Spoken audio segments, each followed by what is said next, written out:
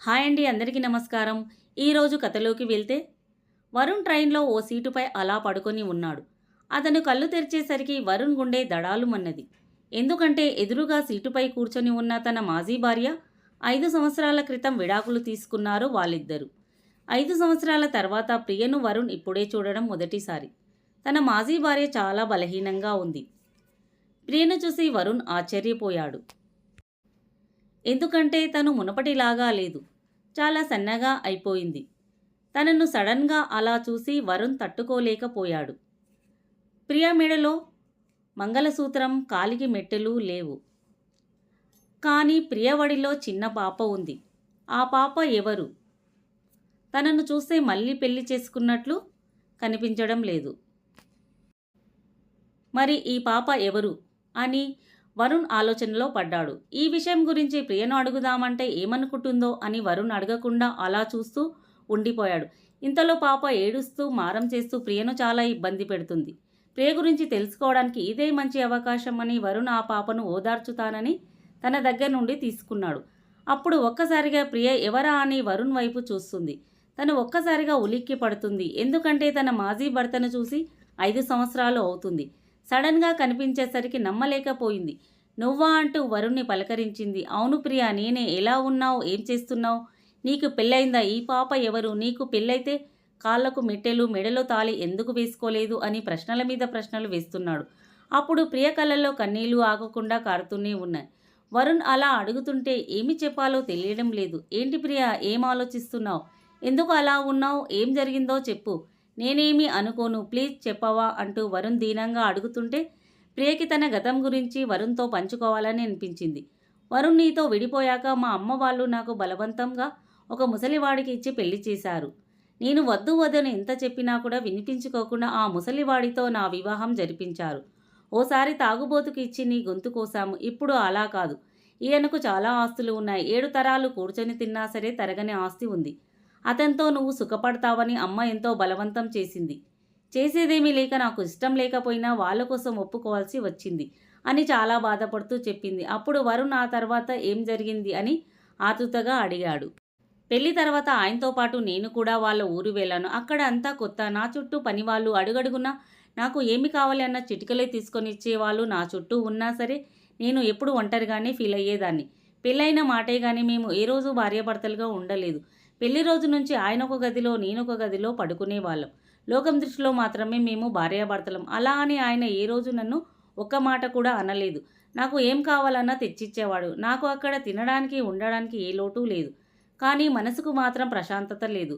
ఆయన ఓ రోజు రాత్రి అందరూ పడుకున్నాక నా గదికి వచ్చారు. అది చూసి నేను చాలా కంగారు పడ్డాను. ఎప్పుడు రాని ఆయన నా గదికి ఎందుకు వచ్చారో నాకు అర్థం కాక అలా ఉండిపోయాను. ఏంటి అలా చూస్తున్నావు అంటూ ఆయన, ప్రియా నీతో ఒక విషయం చెప్పాలి, ఇది ఎవరికీ చెప్పకూడదు అని తనపై ఒట్టు వేయించుకున్నారు. నాకు ముందే పెళ్ళైంది. ఒక కొడుకు కూడా ఉన్నాడు. నా భార్య అనారోగ్యంతో చనిపోయింది. నా కొడుకును మా అత్తగారే పెంచుతున్నారు. అయితే నా ఆస్తి కోసం మా అత్తగారు ఆస్తి మొత్తం తన పేరు మీదకి రాయమని అడుగుతుంది. నీ కొడుకు పెద్దవాడైన తర్వాత వాడి పేరు మీదకి మారుస్తాను అంది. మా అత్తగారు అంత మంచిది కాదు. ఆమె గురించి నాకు బాగా తెలుసు. అందుకే నిన్ను పెళ్లి చేసుకొని నా కొడుకుకు తల్లిని చేద్దామని నా ఆశ, అంతే. నేను ఎప్పుడూ కూడా ఈ వయసులో పెళ్లి చేసుకోవాలని అనుకోలేదు. నా మొదటి భార్యతోనే నా సుఖ సంతోషాలు అంతమయ్యే.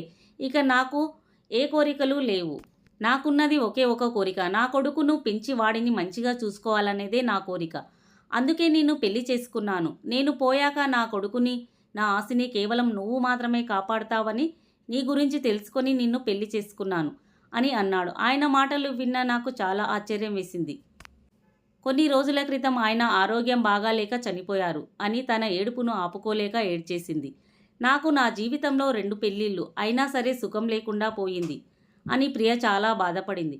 అప్పుడు వరుణ్, మరి ఈ పాప ఎవరు అని అడిగాడు. దానికి ప్రియ నా వైపు చూస్తూ ఉండిపోయింది. ఏంటి ప్రియ, సమాధానం చెప్పకుండా అలా చూస్తున్నావు? అప్పుడు ప్రియ, ఆ పాపని రక్తం పంచుకొని పుట్టిన పాప అని అనగానే వరుణ్కు ఒక్కసారిగా దిమ్మ తిరిగిపోయింది. ఏంటి, ఈ పాప నా రక్తం పంచుకొని పుట్టిన పాపనా అంటూ వరుణ్ ఆశ్చర్యపోయాడు. అవును, మనమిద్దరం కలిసి జీవితాన్ని పంచుకున్న రోజుల్లో మనకు పుట్టిన మన పాప. నువ్వు నేను విడిపోయాక నాకు ఒక రోజు ఉన్నట్టుండి కళ్ళు తిరిగి పడిపోయాను. హాస్పిటల్కి వెళ్తే అక్కడ డాక్టర్ గారు నన్ను చెకప్ చేసి నువ్వు గర్భవతివి అని చెప్పాడు. దాంతో నా కాళ్ళు చేతులు ఒక్కసారిగా వణికిపోయాయి. ఈ విషయాన్ని నీతో చెప్పడానికి నేను ఎంతో ట్రై చేశాను. కానీ ఆ అవకాశం లేకుండా పోయింది. సరేలే, నువ్వు ఎలాగూ నా జీవితంలో లేవు కదా. నాకు నీకు పుట్టిన పాపనైనా బాబునైనా సరే, ఎవరు పుట్టినా కూడా వాళ్ళను పెంచి పెద్ద చేద్దామని నిర్ణయించుకున్నాను. ప్రియ మాటలు విన్న వరుణ్కు ఏమి మాట్లాడాలో అర్థం కాలేదు. పాపం ప్రియ ఎన్నో కష్టాలు పడింది. ఇక నీకు కష్టాలు ఉండవు ప్రియా అంటూ వరుణ్ తనతో చెప్తాడు. దానికి ప్రియ, వద్దు వరుణ్, నీ నుండి విడిపోయాక నేను చాలా కష్టాలు పడ్డాను. మళ్ళీ కొత్త కష్టాలు పడే ఓపిక నాకు లేదు. నువ్వు ఎప్పటికీ నీ తాగుడు మానవు కదా, అందుకే కదా మనం విడిపోయింది. ఇప్పుడు మాత్రం నేను చెప్తే తాగకుండా ఎలా ఉంటావు? నీకు నాకు సరిపోదులే వరుణ్. పైగా నా రెండో భర్త కొడుకు బాధ్యత నాపై ఉంది. అవన్నీ వదులుకొని నీతో నేను ఎప్పటికీ రాలేను వరుణ్ అంటూ ప్రియ కంటతడి పెట్టింది. ప్రియ, ఇక ఆ ఏడుపు ఆపు ప్రియ అంటూ వరుణ్ ప్రియను ఓదార్చాడు. నీ మీద ఒట్టు ప్రియ, నేను ఇక నుంచి తాగుడుకి జోలికి అస్సలు పోను. మరియు నీ రెండో భర్త కొడుకు బాధ్యత కూడా నేనే తీసుకుంటాను. ఆ బాబును, మనకు పుట్టిన పాపను మనమే కలిసి పెంచుదాం. మనకు ఒక్కటే పాప కాదు, ఇద్దరు, ఒక పాప ఒక బాబు. నేను కూడా నువ్వు వెళ్ళిన తర్వాత చాలా బాధపడ్డాను ప్రియా. నువ్వు వెళ్ళిన తర్వాత తెలిసింది నీ లోటు. నువ్వు వదిలి వెళ్ళిన తర్వాత నేను ఎన్నో అవమానాలు పడ్డాను. నీలాంటి తాగుబోతుతో కాపురం చెయ్యలేక నీ భార్య నిన్ను వదిలి వెళ్ళింది. నీకు ఈ శాస్త్రి జరగాల్సిందే అని లోకులు కాకులై కూశారు ప్రియా. ఆ బాధ తట్టుకోలేక చనిపోదామని అనుకున్నా. కానీ మా అమ్మను ఒంటరిదాన్ని చేసి వెళ్ళలేక ఉండిపోయాను. అప్పుడు ప్రియా, వరుణ్ ఇప్పటి నుండి తాగనని నా మీద కాదు, మన కూతురు మీద వట్టేసి చెప్పు. అప్పుడు నీతో కలిసి ఉంటాను. లేదంటే ఎవరి దారి వారిదే. లేదు లేదు ప్రియా, నన్ను నమ్ము. నువ్వన్నట్లే మన కూతురు మీద వట్టేసి చెబుతున్నా. నేను ఎప్పుడూ కూడా తాగను. మన మధ్యనే ఇక ఎటువంటి ఎడబాటు ఉండకూడదు. ఇన్ని సంవత్సరాలు నువ్వు పడ్డ కష్టాలు చాలు. ఇక నుంచి నీకు ఏ కష్టం రాకుండా చూసుకుంటాను అని వరుణ్ ప్రియాతో చెప్పడంతో అతని మాటల్లో నిజాయితీ కనిపించింది ప్రియాకి. ఇంకేముంది, వారిద్దరూ కలిసి వాళ్ళ ఇద్దరు పిల్లలతో ఎంతో సంతోషంగా వాళ్ళ కొత్త జీవితాన్ని ప్రారంభించారు. కాబట్టి సంసారం అన్నాక 1,00,000 సమస్యలు ఉంటాయి. అంత మాత్రాన విడిపోవడం ఒక్కటే పరిష్కారం కాదు. ఈ కథలో ప్రియ తన భర్త తాగుతాడని అతన్ని వదిలి వెళ్ళిపోవడం కరెక్టు కాదు. అతనితో ఉండి అతన్ని మార్చడానికి ప్రయత్నం చేసి ఉండేది. ఇక్కడ వరుణ్ క్యారెక్టర్ కూడా మొదట్లో తాగుబోతూ తన తప్పు తెలుసుకొని తన భార్య విలువ తెలుసుకున్నాడు. అంతేకాదు, ప్రియ రెండో భర్త కుమారుణ్ణి కూడా తన సొంత కుమారుడితో సమానంగా చూసుకుంటానని చెప్పడం చాలా గ్రేట్. వాళ్ళిద్దరూ కలిసి మళ్ళీ కొత్త జీవితాన్ని ప్రారంభించాలని మనమందరం మనస్ఫూర్తిగా కోరుకుందాం. ఫ్రెండ్స్, ఈ కథలోని స్టోరీ మీకు నచ్చిందనే అనుకుంటున్నాను. నచ్చితే ఒక లైక్ చేయండి. ఈ స్టోరీ మీకు ఎలా అనిపించిందో కామెంట్లో చెప్పండి. అలాగే మా ఛానల్ని సబ్స్క్రైబ్ చేయండి.